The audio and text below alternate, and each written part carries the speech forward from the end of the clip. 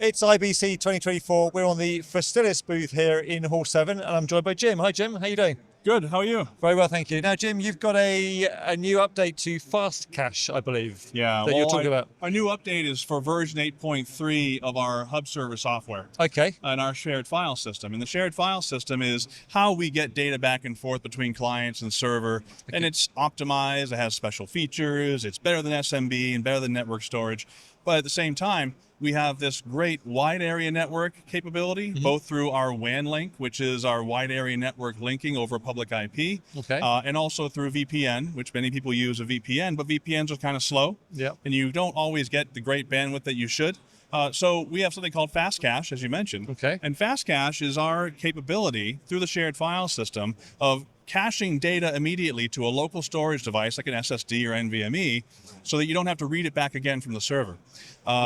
Most of what you're doing in editorial phases is you're kind of going over the same stuff over and over again. So once you read it once, it's cached locally. It doesn't have to go back over the network or over the internet to get that file again. So caching has been around for a while, especially with cloud and object storage. This is the first time that I know of where an on-prem system allows you to access your footage and then cache it locally at the remote workstation while still having everything totally collaborative. You can still share projects. You can still do everything you do if you're in on-premises, in facility, but now you're remote. And with everything cached locally or on access or even pre-cached prior to the edit session starting, it really feels like you're local. It feels like you're in the facility. Yeah, and you mentioned collaboration then. You can have more than one person working on the same project file? Yeah, this is the big difference between sort of the sync workflows, whether it be through cloud or just synchronizing over the wide area network, is the project file isn't the same. You're working on two different files. Here, you're working on the same project file that someone's opening in the facility, directly connected over the LAN network.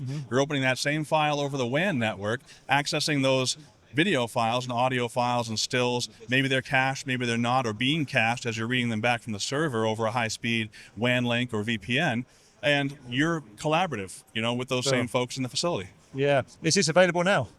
It's available in 8.3. 8.3 is coming out in September. It's imminently shipping.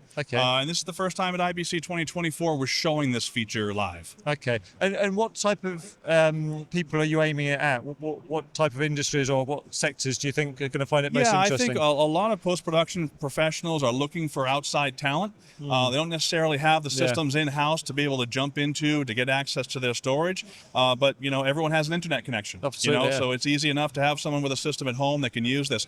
This system behind us here is in Resolve playing back video from Massachusetts. Well, not really. It's playing back video from its cache. But as far as the application and the OS is concerned, it's looking at a volume mounted over WAN link from the United States.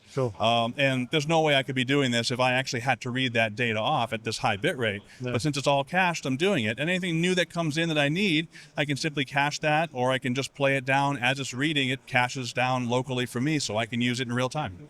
Easy. Yeah. Where can people find out more information, Jim? www.facilis.com, or come see us at the IBC Hall 7, A25. Brilliant. Thank you very much indeed, Jim. So that's FASTCache. We're doing a couple of other videos here with Jim on the booth. As I said, do pop into Hall 7 if you're at IBC. Check out the website, and for everything else we're doing at IBC, it's at kitplus.com.